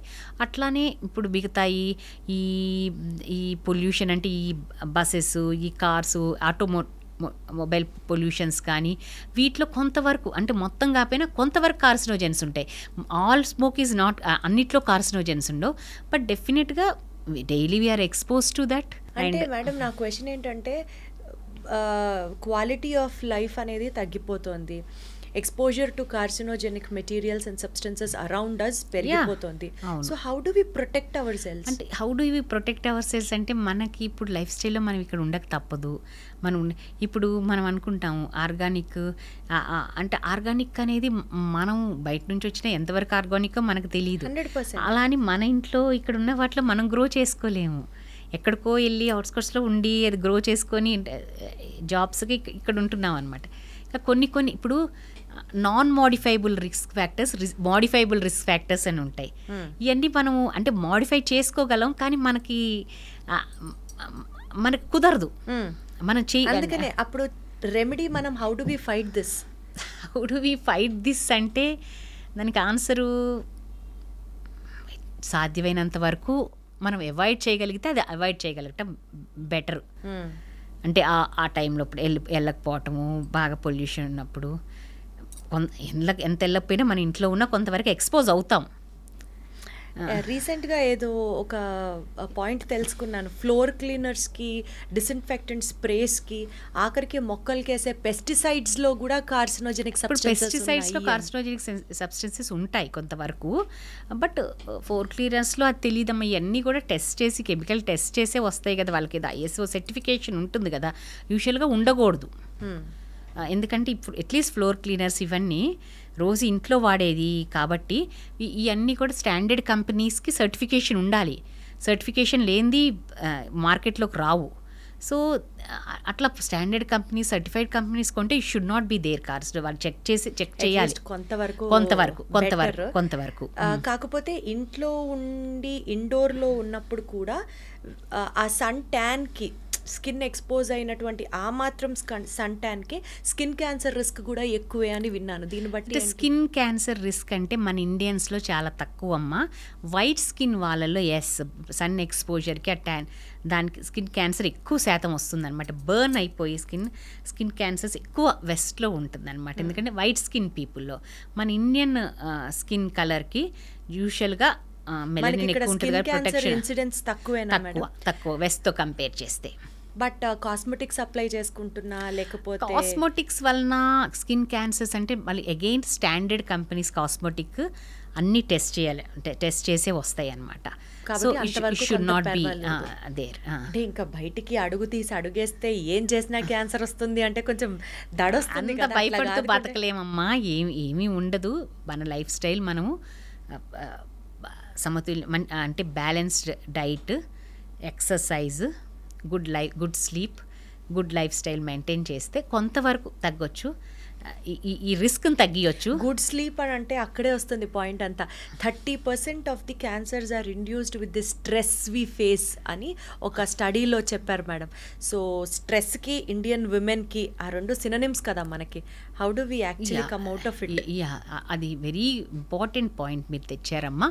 యాక్చువల్లీ స్ట్రెస్ అనేది యాక్చువల్లీ కొన్ని ప్రూవ్ చేశారు. ఈవెన్ నా ఇండివిజువల్ అబ్జర్వేషన్లో కూడా స్ట్రెస్ అనేది main one of the risk factors for cancers, especially Indian women. అంటే మల్టీ టాస్కింగ్ చేస్తాం ఇండియన్. ఒకప్పుడు ఉమెన్ అంటే Indian women especially they are not breadwinners. ఇంట్లో ఉండి అన్నీ చూసుకునేవాళ్ళు. ఎప్పుడు women are support system, center point of the family. కానీ దేనికి ఇంటి వరకే పరిమితమై ఇంట్లో అన్నీ చూసుకునేవాళ్ళు. బట్ ఇప్పుడు అంటే ఉంటుంది ఒక ఇది ఉంటుంది, భోజ్యేషు మాత కార్యేషు దాసి, అలా ఉంటుంది. It is a description for given for a ideal Indian నీతి సారాలో చెప్పారనమాట. ఐడియల్ ఇండియన్ ఉమెన్ అంటే ఈ డిస్క్రిప్షన్ ఉంది అని. కానీ ఇప్పుడు modern Indian women not instead of that, those in addition to doing all those virtues, they are going out and earning also. They are the breadwinners also for the family. So అంటే ఈ అన్నిట్లో multi tasking అనమాట. పొద్దున్న లేసిన దగ్గర నుంచి ఇంట్లో పని తప్పవు. ఇంట్లో పని ఎవరికైనా, ఏ ఉమెన్కైనా ఇంట్లో పిల్లల్ని చూసుకోవటము, ఇంట్లో అందరినీ చూసుకోవటము, పెద్దవాళ్ళని పిల్లల్ని అందించి, and going at there not only going out and working, they are excelling in their profession. ఏ ప్రొఫెషన్లో అయినా దే ఆర్ ఎక్సెల్లింగ్. సమర్థవంతంగా బయట కూడా వాళ్ళ ఒక వృత్తిని నిర్వహిస్తున్నారు. వాళ్ళ రంగంలో నిష్ణార్థులుగా నిలుస్తున్నారు. ఇవన్నీ అంత సమర్థవంతంగా ఇంట్లో పనులు బయట పనులు చేయాలి అంటే డెఫినెట్గా మల్టీ టాస్కింగ్లో స్ట్రెస్ అనేది మేజర్ ఫ్యాక్టర్ అమ్మా. అండ్ డిఫరెంట్ నేను చూశాను, కొంతమంది ఉమెన్ బ్రెస్ట్ క్యాన్సర్స్తో వస్తారు. వాళ్ళకి రీసెంట్గా ఫ్యూ ఇయర్స్ బ్యాక్ చాలా లైఫ్ ఏదన్నా మేజర్ వాళ్ళు ఎక్కువగా నా అబ్జర్వేషన్లో తర్వాత బ్రెస్ట్ క్యాన్సర్ బయటపడతాం వల్ల. అంటే నాకు అప్పుడు అనిపించింది stress is the major cause, one of the major causes apart from all these things. దానివల్ల కూడా మేబీ బ్రెస్ట్ క్యాన్సర్ ఎక్కువగా ఉండటానికి కారణం ఇప్పుడు నేను అది కూడా ఒక కాజ్. సో డెఫినెట్లీ స్ట్రెస్ అంటే ఈజీగా తీసుకునే ఫ్యాక్టర్ లేదు. ప్రతి ఉమెన్ కూడా డెఫినెట్గా ఎన్ని సమర్థవంతంగా నిర్వహిస్తున్నారు, తప్పదు. కానీ వాళ్ళకి మీ టైం అనేది వాళ్ళకి టైం తీసుకొని ఇది వాళ్ళకి ఏదైతే రిలాక్సేషన్ ఉంటుందో, ఒక గంట యోగా అవని, మెడిటేషన్ అవనివ్వండి, ప్రేయర్స్ అవనివ్వండి, ఏదో ఒకటి వాళ్ళ టైం వాళ్ళు తీసుకొని రిలాక్స్ అవటం వల్ల డెఫినెట్గా స్ట్రెస్ తగ్గుతుంది, మిగతా పనులు కూడా సమర్థవంతంగా నిర్వహించగలరు. మేడం, యూజువల్గా 45% ఆఫ్ ది క్యాన్సర్ పేషెంట్స్కి డిప్రెషన్ ఉంటుంది అన్నది ఒక పాయింట్ ఫోకస్ అవుతుంది. ఇండియాలో ఆంకాలజికల్ ట్రీట్మెంట్లో భాగంగా ఈ ఎస్పెషల్లీ మెంటల్ హెల్త్కి సంబంధించి కూడా ఈక్వల్ వెయిటేజ్ రావట్లేదు అనే ఒక యాంగిల్ ఉంది. దానికి మీరు ఏం చెప్తారు బీయింగ్ ఎన్ ఆంకాలజిస్ట్? తప్పకుండా నీ పాయింట్ చాలా కరెక్ట్ అమ్మా. యాక్చువల్లీ ఏంటంటే ఎవరికైనా అంటే ఏ ఏజ్ గ్రూప్కైనా క్యాన్సర్ అనే పదం అంటే వాళ్ళకి చాలా మనకి ఇండియాలో ఏమంటారు, పేషెంట్కి తెలియదు మేడం చెప్పొద్దు అంటారు. నెక్స్ట్ క్వశ్చన్ అదే. చెప్పొద్దు అన్నప్పుడు చెప్పకుండా మనకు ట్రీట్మెంట్ చేయలేము. వాళ్ళకి ఎట్లకల్లా తెలుసు. ఇప్పుడు ఎవరు ఇగ్నోరెంట్ కాదు. కీమోథెరపీ ఇచ్చేటప్పుడు చుట్టూ వాళ్ళకి అన్నీ తెలుసు. ఇప్పుడు పేషెంట్కి ఇప్పుడు everybody is in social media, TV చూస్తున్నారు, ఈవెన్ విలేజెస్లో వాళ్ళు కూడా అందరికీ అన్ని అవగాహన ఉంటుందమ్మా. చెప్పకపోవటం అనేది ఇది కాదు. నేను అంటే ఇప్పుడు కాకపోయినా చెప్పే విధంగా కూర్చొని నెమ్మదిగా చెప్తే వాళ్ళు కూడా బాగానే తీసుకుంటారండి అని నేను పేషెంట్ అటెండెన్స్ని ఫస్ట్ కన్విన్స్ చేసి పేషెంట్కి చెప్పాలి. చెప్పిన తర్వాత కొంతవరకు ఎవరికైనా ఏ ఏజ్ గ్రూప్ అయినా, ఈవెన్ పిల్లలు పెద్దోళ్ళు అయ్యి అన్ని బాధ్యతలు తీరి వాళ్ళకు కూడా స్ట్రెస్ అనేది అంటే ఒక స్టేజెస్ ఉంటుంది. ఫస్ట్ డినయల్ ఉంటుంది అనమాట. నాకెందుకు వస్తుంది, నాకు రాదు, అది తప్పమో రిపోర్టు, అది అవ్వదులే అనే యాక్సెప్ట్ చేస్తాం, కష్టం. డినయల్ ఉంటుంది. తర్వాత యాంగర్, అసలు నాకెందుకు వచ్చింది. చాలామంది వచ్చి అడుగుతారు, డాక్టర్ గారు నేను చాలా మంచి లైఫ్ స్టైల్ మెయింటైన్ చేసే త్రూ అవుట్, నేను తాగను, స్మోక్ చేయను, వెజిటేరియనే, ఎక్సర్సైజ్ చేస్తాను, మెడిటేషన్ యోగా చేస్తాను, నాకెందుకు వచ్చింది అంటారు. సో వాళ్ళకి స్ట్రెస్ ఉండొచ్చు అంటే అడుగుతారు, ఈ పాటలు అడుగుతారు. ఫస్ట్ డినయల్, నాకు రాదనుకుంటారు. వచ్చిందని తెలిసిన తర్వాత anger, why it has happen to me, because ఇన్ఫైట్ చాలామంది తాగుతారు, స్మోకింగ్ వాళ్ళకి రాకుండా నాకెందుకు వచ్చిందని యాంగర్ ఉంటుంది. తర్వాత బార్గెనింగ్కి వస్తారనమాట. తర్వాత యాక్సెప్టెన్స్ ఉంటుంది. ఈ స్టేజెస్ అందరూ వెళ్తారు. యాక్సెప్టెన్స్ ఉన్న తర్వాత they will accept it and పాజిటివ్గా తీసుకున్నారు, పాజిటివ్గా వెళ్ళి మంచిగా ఇది. కొంతమంది యూజువల్గా ఏంటంటే ఏజ్ గ్రూప్ అంటే చిన్న, ఇప్పుడు ఈ బ్రెస్ట్ క్యాన్సర్ 40sలో ఎక్కువ వస్తాయి అన్నమాట. అప్పుడు ఫ్యామిలీ ఆల్సో ఈజ్ యంగ్ అమ్మ. అంటే వాళ్ళ పిల్లలు జస్ట్ ఇంటరు డిగ్రీ అలా ఉన్నప్పుడు డెఫినెట్గా మదర్స్ ఎస్పెషలీ దే ఫీల్, అంటే వాళ్ళ గురించి కాదు, వాళ్ళకి ఇలా క్యాన్సర్ పదం వినగానే వాళ్ళకి ఏమన్నా అయితే ఫ్యామిలీ ఏమవుతుంది అనే ఆందోళన ఎక్కువ, భయము ఆందోళన ఎక్కువ, వాళ్ళు ఎక్కువ డిప్రెషన్లోకి వెళ్తారు. అప్పుడు డెఫినెట్గా మన డాక్టర్స్ మనకి టైం ఉండదు, అది ఏం లేదు, టైం తీసుకోవాలి, తీసుకొని పేషెంట్ కౌన్సిల్ చేయాలి ఫస్ట్, అది చాలా ఇంపార్టెంట్. ఇప్పుడు మనం ఒక్కసారి డాక్టర్ బాగా మాట్లాడి ఇలా అమ్మని ఎక్స్ప్లెయిన్ చేసి వాళ్ళకి మనోధైర్యం ఇస్తే డెఫినెట్గా వాళ్ళు పాజిటివ్ యాటిట్యూడ్కి వస్తారమ్మా. ఇంకా కూడా కొంతమంది ఇన్నోళ్ళకి పేషెంట్ సపోర్ట్ గ్రూప్ అని ఉంటుంది. అంటే ఆల్రెడీ ఈ ట్రీట్మెంట్ తీసుకొని దాని నుంచి బయటకు వచ్చిన వాళ్ళ నెంబర్లు ఇస్తాం, వాళ్ళతో మాట్లాడితే డెఫినెట్గా అంటే ఈ సపోర్ట్ గ్రూప్ అనేది వెస్ట్లో చాలా స్ట్రాంగ్ ఉంటుంది. ఇప్పుడు మనకు కూడా కొన్ని ఉన్నాయన్నమాట. అంటే ఇప్పుడు మనం నాకు ఇండివిజువల్గా మన పాత పేషెంట్స్ నెంబర్స్ ఇస్తే వాళ్ళు మాట్లాడి వాళ్ళు కూడా కౌన్సిల్ చేస్తారు. చాలామంది patient out of the way వెళ్ళి వాళ్ళ ఇంటికి కూడా వెళ్ళి వాళ్ళకి మనోధైర్యం కూడా ఇచ్చిన వాళ్ళు ఉన్నారనమాట. అలాంటి సపోర్ట్ సిస్టమ్ మనకి ఇండియాలో డెవలప్ ఇంకా అవ్వాలి. అండ్ కొంతవరకు ఇప్పుడు మా పేషెంట్స్ ఉందనుకో, నాకు మరీ భయపడిన వాళ్ళకి అమ్మ నేను చెప్పాను, నాకన్నా కూడా మీరు ఆల్రెడీ ట్రీట్మెంట్ తీసుకున్న వాళ్ళతో మీరు మాట్లాడితే మీకు ఇంకో కొంచెం ఎక్కువ ధైర్యం వస్తుందని వాళ్ళ నెంబర్స్ ఇస్తాను, వాళ్ళకి కూడా చెప్తాను. వాళ్ళు కూడా మాట్లాడి వాళ్ళని కౌన్సిల్ చేసి ఏమి కాదు, మేము కూడా ఇది ఆ స్టైల్లో అదే స్టేట్లో ఉన్నాం, ఇప్పుడు లీడింగ్ ఏ నార్మల్ లైఫ్ అని వాళ్ళు కౌన్సిల్. చాలామంది చాలా అవుట్ ఆఫ్ ద వే వెళ్ళి ఇంటికి వాళ్ళ ఇళ్ళకి కూడా వెళ్ళి కౌన్సిల్ చేసిన వాళ్ళు ఉన్నారు. గొప్పోళ్ళు మేడం, అలాంటి వాళ్ళు నిజంగా మానవత్వం అంటే చాలా మంది చేస్తారు. ఎందుకంటే వాళ్ళు madam to be very honest, cancer treatment లో భాగంగా అది థెరపీ కావచ్చు, కీమో కావచ్చు, వాట్ ఎవర్, ఇందులో భాగంగా మనం క్యాన్సర్ సర్వైవర్స్ అని చాలా గొప్పగా వాళ్ళని చూసి మోటివేషన్ తెప్పించే ప్రయత్నం చేస్తాం. కానీ hard facts about the treatment మాట్లాడితే మేడం, తర్వాత జరిగినటువంటి స్కిన్లో చేంజెస్ కావచ్చు, జుట్టు ఊడిపోవడం కావచ్చు, సెక్షువల్ డిస్ఫంక్షనాలిటీ రావచ్చు, ఇలాంటివన్నీ కూడా చెప్పి you have to accept the truth అని వాళ్ళని కన్విన్స్ చేయడంలోనే యాక్చువల్ స్కిల్ కష్టం ఉంటుంది కదా. ఇప్పుడు పాపం అన్ని సైడ్ కీమో అనగానే భయపడతారు. ఆ భయంతో ఏమవుతుందంటే, ఈ పాయింట్ ఒకటి చెప్పాలి. ఎందుకంటే ఇప్పుడు కీమో అనగానే ఒట్టిగా ఏదో అంటే వాళ్ళ సమాజంలో భయపెడతాం ఎక్కువమ్మ. వాళ్ళ డాక్టర్ కన్నా పక్కన అంటే ఒకరికి డయాగ్నోస్ అవ్వగానే రిలేటివ్స్ మన ఇండియాలో ఫ్రెండ్స్ అందరు ఎవరికి సలహాలు వాళ్ళు ఇస్తూ ఉంటారు, తప్పేం లేదు, వాళ్ళు మంచిగానే ఇస్తూ ఉంటారు. అమ్మో కీమోనా, వాళ్ళకి చేస్తే ఇట్లా అయింది, వీళ్ళకి చేస్తే ఇట్లా అని చెప్పేసరికి భయపడతారు.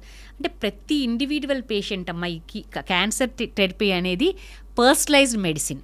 అంటే ఇప్పుడు ఒక 10 మందికి ఒక 2 సెంటీమీటర్ల బ్రెస్ట్లో లంప్ ఉందనుకో, క్యాన్సర్ గడ్డ ఉందనుకోండి, 10 మందికి ఒకలాగా ఉండదమ్మా. 10 మందికి డిఫరెంట్ ట్యూమర్ బయాలజీ ఉంటుందన్నమాట. 10 మందిది వాళ్ళ బయాలజీ ప్రకారం వాళ్ళ ప్రకారం ట్రీట్ చేస్తే వాళ్ళకి మెరుగు వస్తుందన్నమాట. ఇప్పుడు this is era of personalised medicine అనమాట.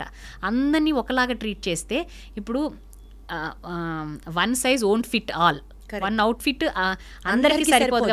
నీ సైజ్ నాది, నా సైజ్, ఎవరి సైజ్ వాళ్ళకి. అట్లానే ఎవరు జీన్స్ ప్రకారం మనం ట్రీట్ చేస్తే పర్సనలైజ్ మెడిసిన్ అందరికీ బెనిఫిట్ ఉంటుంది, అందరికీ తగ్గుతుంది అనమాట. అందరికీ ఒకే రకంగా ట్రీట్ చేస్తే ప్రయోజనం ఉండదు. అలాగే అందరికి ఒకేలాంటి సిమ్టమ్స్ కూడా ఉండవు. Because cancer is a silent killer అంటారు. How do the people get to know అండి ఇది క్యాన్సర్ సింపుల్? చాలా వరకు అడ్వాన్స్ స్టేజ్ లోనే తెలుస్తుంది. ఇప్పుడు బ్రెస్ట్ కైనా కూడా ఏమి సిమ్టమ్స్ ఉండవు, గడ్డ తగులుతుంది, గడ్డ తగిలేసరికి 2 సెంటీమీటర్స్ ఉంటుంది. ఇప్పుడు ఆ 2 సెంటీమీటర్స్ వచ్చేసరికి అగ్రెసివ్ క్యాన్సర్స్ అయితే బ్లడ్లోకి సెల్స్ వెళ్ళిపోతాయి, అప్పటికే డ్యామేజ్ జరుగుతుంది. అందుకనే మ్యామోగ్రఫీలో ఆవగింజ సైజులోనే కనుక్కోవచ్చు, అంత మిల్లీమీటర్ సైజులో. అప్పుడు దాని యొక్క డ్యామేజ్ అనేది ఏమి ఉండదు, దానికి పరిణామాలు తక్కువ. అన్ఫార్చునేట్లీ ఇండియాలో క్యాన్సర్ ట్రీట్మెంట్కి కానీ లేకపోతే క్యాన్సర్ స్క్రీనింగ్ టెస్ట్లకు కానీ మనకి ఈ ఇన్సూరెన్స్ కవరేజ్ అనేది చాలా తక్కువ. ఒక విధంగా చెప్తే ముందు కంపేర్ చేస్తే 1-2 దశాబ్దాల నుంచి చాలా అంటే treatment across all socio economic status treatment అనేది ఉందమ్మా. అంటే ఇప్పుడు గవర్నమెంట్ స్కీమ్స్ ఉన్నాయి, ఆరోగ్యశ్రీ అని, ఆయుష్మాన్ భారత్ అని, దాంట్లో కూడా బాగానే ట్రీట్ చేస్తున్నారు. అంటే గవర్నమెంట్ హాస్పిటల్స్, కొన్ని ప్రైవేట్ హాస్పిటల్స్ కూడా ట్రీట్ చేస్తున్నాయి. మీరు వైద్యం దొరుకుతున్నాయి. అంటే ఇప్పుడు డబ్బు లేదు అని ఎవరికి వైద్యం లేకుండా ఎక్కడా లేదు ఇప్పుడు ఇండియాలో. Grateful because thanks to government, both state and central government. So but key to success early detection లేదు. ఇప్పుడు ఎంత ట్రీట్మెంట్ ఉంది కానీ ఎర్లీ డిటెక్షన్ లేదు. ప్రివెంటివ్ ఆస్పెక్ట్ మీద కొంచెం మనం శ్రద్ధ పెడితే డెఫినెట్గా మనం కొంచెం సర్వైవల్ రేట్స్ కానీ ఇంప్రూవ్ చేయొచ్చు. మనకి పుట్టిన వెంటనే ఒక సెట్ ఆఫ్ వ్యాక్సిన్స్ ఉంటుంది చూడండి మేడం, అట్లాగా cancer also being the new pandemic, ఒక వ్యాక్సిన్ వేసేస్తే చిన్న వయసులో అలా వ్యాక్సిన్స్ ఏమి లేవమ్మా ఇప్పటి వరకు. అదే వస్తే బాగుండు అని అనుకుంటా చాలా సార్లు. వస్తాయి ఏమో, ఫ్యూచర్లో వస్తాయేమో మీ మాట ప్రకారం, కానీ ఇప్పటి వరకు అయితే ఏమి లేవు. కానీ ఇలా గవర్నమెంట్ ప్రోగ్రామ్ అంటే కొంతవరకు ఏంటంటే ప్రతిదీ గవర్నమెంట్ నేను అదే చెప్తాను, ప్రతిదీ గవర్నమెంట్ చేయాలంటే కుదరదు. ఇప్పుడు చాలా వరకు ఉమెన్ కూడా చాలామంది, అంటే ఎక్కువ మన ఇండియన్ ఉమెన్లో ఏంటంటే వాళ్ళ హెల్త్ ప్రకారం హెల్త్ మీద అంత శ్రద్ధ అంత పెట్టే టైం ఉండదు. అంటే పిల్లల్ని, హస్బెండ్ని, ఫ్యామిలీ చూసుకోవటం, వర్క్ చేస్తాం, ఇవే సరిపోతాయి అన్నమాట. అండ్ ఆ కాన్సన్ట్రేషన్ హెల్త్ మీద అంత పెట్టాలని కూడా ఇప్పుడు అదే నేను అది చెప్తాను.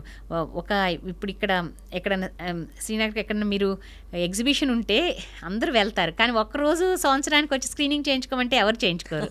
అండ్ నేను అది కూడా చెప్తాను, ఈ స్క్రీనింగ్ అమ్మ చూడండి, ఒక చీర ఈరోజు 3-4 వేలు లేని చీర డ్రెస్ రావట్లేదమ్మా. ఒక్క చీర ఖరీదే ఈ స్క్రీనింగ్ మొత్తం. సంవత్సరానికి ఒక్క డ్రెస్, ఒక చీర కొనుక్కోలేదనుకొని ఈ స్క్రీనింగ్ చేయించుకోండి, చాలామంది లైఫ్ సేవ్ అవుతాయి అని చెప్తారు. అండ్ అదే కాకుండా భయం అంటారు, డబ్బు కాదు మేడం, భయం. మాకు ఏమన్నా వస్తే ఎర్లీగా డిటెక్ట్ అవుతుంది కదా, మంచిదే కదా. ఎర్లీగా డిటెక్ట్ అవుతాం వల్ల లైఫ్ ఈజ్ సేవ్డ్ కదండి. అంటే life is saved, cost is saved, చాలా స్ట్రెస్ స్ట్రేవ్ అవుతుంది ఫస్ట్. అయితే దానికి ఏంటంటే అమ్మో భయం అంటారు. అలా భయం అయితే మీరు ప్రతి ఉమెన్ కూడా ఏదో ఒక ఆర్గనైజేషన్లో ఉంటారు, కిట్టి గ్రూప్స్ అని, డ్వాక్రా గ్రూప్స్ అని, చాలా every women is in professional groups అని ఏదో ఒక గ్రూప్లో ఉంటున్నారు కదా. అందరు సరదాగా ఒకటి హెల్త్ కిట్టి అనో ఇది పెట్టుకోండి, ఒక నెల అందరు కలిసి సరదాగా చేయించుకోండి అని కూడా చెప్తాను. ఇది యాక్చువల్లీ కిట్టి గ్రూపుల్లో ఫాలో అవ్వాల్సిన మోస్ట్ ఇంపార్టెంట్ టేక్ అవే. అందరు కలిసి ఒక నెల కిట్టీలో స్క్రీనింగ్ టెస్ట్ చేయించుకోవాలి. అప్పుడు ఇంకా మేబీ మంచి ప్యాకేజ్ కి, మంచి స్కీమ్ కి వస్తాయి. అవును, ఎంత చెప్పినా కానీ దాని మీద కాన్సన్ట్రేషన్ అనేది. ఇప్పుడు పేషెంట్ వస్తారు, దాని అటెండర్స్, అమ్మ మీరు సిస్టర్ అయినా కూడా మీ సిస్టర్. ఇక్కడ ఇంకొకటి మేడం, ఎంత పుష్ చేసినా కూడా అమ్మో మేబీ టెస్ట్ చేసేవాడు ఒక మేల్ అవ్వచ్చేమో, రిపోర్ట్ రాసేవాడు ఒక మేల్ ఉండొచ్చేమో, రేడియాలజిస్ట్ మేల్ అవ్వచ్చేమో, ఇలాంటి అలా లేదు కదా. ఫిమేల్ రేడియాలజిస్టులు పెడుతున్నాం ఇప్పుడు. బ్రెస్ట్ ఫిమేల్ రేడియాలజిస్ట్, లేడీ రేడియాలజిస్టే చేస్తారండి బ్రెస్ట్ యూజువల్గా. Mammogram is also done by ladies. Lady టెక్నీషియన్సే చేస్తారు, లేడీసే ఉంటారు మ్యామోగ్రామ్లో.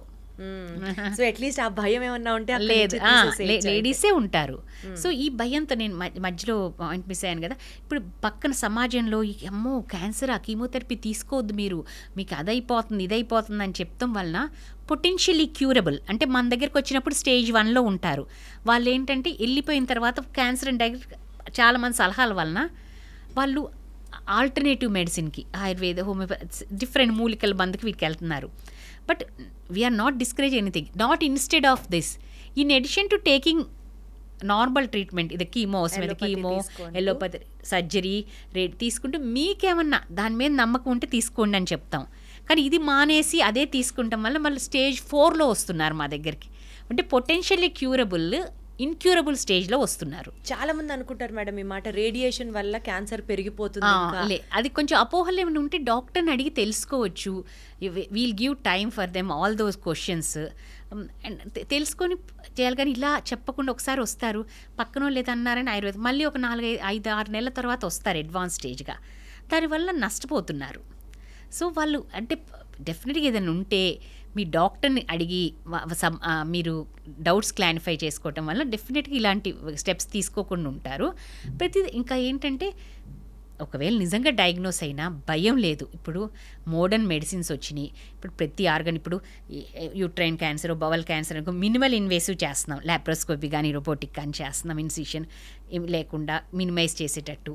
అండ్ బ్రెస్ట్ అనుకోండి, ఒకప్పుడు బ్రెస్ట్ మొత్తం తీసేసేవాళ్ళు, కండరాలు అన్నీ తీసేసి చెయ్యంతా బోధ చేయలాగింత వాసిపోయి మజిల్స్ అన్నీ తీసుకెళ్ళి ఒకలాగా ఇమేజ్ ప్రాబ్లం ఉండేది, బాడీ ఇమేజ్ ప్రాబ్లం. మీరు ఇందాక అన్నారు కదా body image problem, psychological issues ఉండే. ఇప్పుడు చాలా వరకు మేము చేసే దాంట్లో బ్రెస్ట్ కన్జర్వింగ్ చేస్తాం. అంటే మరీ అంటే మొత్తం తీసేయాల్సి వచ్చి ఎక్కువ పార్ట్ పోతే రీకన్స్ట్రక్షన్ చేస్తాం. చాలా వరకు బ్రెస్ట్ అంటే ఎర్లీగా వస్తే ఆ గడ్డ చుట్టుపక్కల ఉన్న 1-2 సెంటీమీటర్స్ మార్జిన్తో తీస్తామన్నమాట. కాంట్రలేటరల్ అదర్ బ్రెస్ట్ ఎలా ఉందో ఆపోజిట్ బ్రెస్ట్, ఈ బ్రెస్ట్ కూడా కాస్మోటికల్ అలానే ఉంటుంది. సో నోడ్స్ కూడా ఏంటి ఎర్లీగా వస్తే మొత్తం నోడ్స్ తీయట్లా, సెంటినల్ నోడ్ అంటాం, అంటే ఎఫెక్ట్ అయిన నోడే తీస్తున్నాం అనమాట. సో దీని వలన డెఫినెట్గా మనకి మార్బిడిటీ తగ్గుద్ది అనమాట. ఈ చెయ్యి వాపులు ఇవన్నీ తగ్గిపోతాయి. సో అంటే అది ఫ్రోజన్ పంపుకొని టెస్ట్కి పంపుకొని ఇంట్రాపరేటివ్ పీరియడ్ అది పాజిటివ్ వస్తేనే మొత్తం తీస్తున్నాం, అది నెగిటివ్ వస్తే ఆ 2-3 నోట్స్ వరకే వదిలేస్తున్నాం. అట్లా చాలా అన్ని చేంజ్ అయినాయి, చేంజ్ వచ్చిందనమాట ట్రీట్మెంట్ ప్రాసెస్. ఇప్పుడు కీమోథెరపీ కూడా టార్గెటెడ్ థెరపీ వచ్చింది. అంటే కీమోథెరపీ కూడా ఉంది, కీమోథెరపీకి కూడా మంచి మెడిసిన్స్ వచ్చినాయి అనమాట. దాన్ని సైడ్ ఎఫెక్ట్స్కి ఇమ్యూనోథెరపీ వచ్చింది. అలానే రేడియేషన్ కూడా ప్రిసిషన్, ఒకప్పుడు రేడియేషన్ ఇస్తే వెనకున్న హార్ట్కి లంగ్స్కి, ఇప్పుడు ఎక్కడిచ్చినా యూట్రస్కి ఇస్తే వెనకున్న రెక్టమ్కి మోషన్ వెళ్ళే సంచికి వచ్చి జీవితాంతం మోషన్కి వెళ్తాను, ఇలా మంట ఇవన్నీ ఉండేవి అనమాట. ఇప్పుడు ఆ రేడియేషన్ మంచి మెషిన్స్ వస్తే అక్కడి వరకే ఉంటుంది, పక్క టిష్యూస్కి మినిమం డోస్ వస్తుంది అనమాట. ఇట్లా ఇవన్నీ కూడాను. అండ్ ఒకటేంటంటే అడుగుతారు సైడ్ ఎఫెక్ట్స్ అంటారు, సైడ్ ఎఫెక్ట్స్ అన్నీ మందులు, జుట్టు ఊడిపోతుందా అని అడుగుతారు.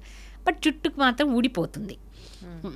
నేను ఒకటే చెప్తానమ్మా, ఏముంది జుట్టు అనేది మళ్ళీ వస్తుంది. కీమోథెరపీ 6 సైకిల్స్ 8 సైకిల్స్ అది అయిపోయిన వెంటనే ఒక 3 వారాలకే స్టార్ట్ అవుతుంది. ఇప్పుడు తిరుపతి వెళ్ళి గురించి చేయించుకుంటారు కదా, అలా మళ్ళీ వస్తుంది. అలానే వస్తుందమ్మా. మీకేమన్నా ఇది ఉంటే మీకు కొంచెం రిలాక్స్డ్గా ఉందంటే ముందే వెళ్ళి ఎక్కడికైనా ఇచ్చేసిరండి, మీకు కూడా బాగుంటుంది. అలా ఏదో మనకి చెప్తాం వల్ల మనం వాళ్ళని కొంచెం కన్విన్సింగ్గా చేసి వాళ్ళు ఆ ఫీలింగ్ రాకుండా చూసుకోవాలి. అసలు చాలా చాలా చాలా ఒక పేషెంట్ని సైకలాజికల్గా ప్రిపేర్ చేయడం దగ్గర నుంచి this is okay, this is part of the game, ఏం పర్లేదు అని చెప్పడానికి మీరు పడుతున్న తాపత్రయంలోనే అర్థమవుతుంది ఒక పేషెంట్ వెల్బీయింగ్ కోసం మీరు ఎంత ఆలోచిస్తారు అని. తప్పదు కదమ్మా, అందుకనే డాక్టర్స్ అంటే అంతే. So one final conclusive question madam, ladies అందరికీ, ఈ మన వీడియో చూసే వాళ్ళందరికీ ఏం చెప్తారు అంటే, స్క్రీనింగ్ చేయించుకోవడం ఇంపార్టెంట్, కొన్ని క్యాన్సర్స్ని ప్రివెంట్ చేయడానికి వ్యాక్సిన్స్ మార్కెట్లో అవైలబుల్గా ఉన్నాయి. Apart from that eat good good life style maintain చేస్తూ ఉంటే, ఇది చాలా వేగ్గా చాలా ర్యాండమ్ సెంటెన్స్, బట్ యునో కొన్నిసార్లు కొన్ని మాటలు చెప్తే స్ట్రైట్గా అట్లా వెళ్ళిపోతాయి చూడండి, అండ్ ఇన్స్టెంట్గా ఒక చేంజ్ రావాలి అని ఎక్స్పెక్ట్ చేస్తాం మనం. అట్లా ఆ సిట్యువేషన్ ఎమర్జెన్సీని మీరు హైలైట్ చేస్తూ to all the ladies out there who are listening our podcast ఏం చెప్తారు? ప్రతి స్త్రీ కూడా వాళ్ళ కుటుంబంలో మూల స్తంభం లాంటి వాళ్ళు, centre point of their family. వాళ్ళు బాగుంటేనే వాళ్ళ కుటుంబం అంతా ఆరోగ్యంగా ఉంటుంది. సో వాళ్ళ ఆరోగ్యం కాపాడుకోవటం అనేది ప్రధాన బాధ్యతగా తీసుకోవాలి. ఇప్పుడు మనం ఫ్లైట్లో ట్రావెల్ చేసేటప్పుడు ఏమైనా లో ప్రెషర్ వచ్చినప్పుడు ఫస్ట్ మీరు మాస్క్ పెట్టుకొని తర్వాత అసిస్ట్ చేయమంటారు. ఫస్ట్ మీరు బాగుంటేనే మీ కుటుంబం అంతా బాగుంటుంది. సో మీ ఆరోగ్యం పట్ల శ్రద్ధ వహించి ఏదన్నా ప్రాబ్లం ఉంటే వెంటనే డాక్టర్ని సంప్రదించాలి. రైట్. అండ్ స్క్రీనింగ్ టెస్ట్ కూడా రెగ్యులర్గా చేసుకోవాలి. వాళ్ళ స్ట్రెస్ రిలీవింగ్కి ఈ మెడిటేషన్, యోగా లాంటి వాళ్ళ టైం, మీ టైం అనేది వాళ్ళ టైం తీసుకొని వాళ్ళ రిలాక్సేషన్ అనేది చేసుకోవాలి. ఎస్. సో మీ టైం తప్పు కాదు, స్ట్రెస్ వద్దు, లైఫ్లో ఉండేవి ఎటు ఉంటూనే ఉంటాయి. So find your time, find your peace, and మీ హెల్త్ ఈజ్ ఇంపార్టెంట్. అప్పుడు కమ్స్ ది ఫ్యామిలీ అన్నది స్పష్టంగా అర్థమవుతుంది. Thank you so much madam. Thank you. నమస్కారం అమ్మా.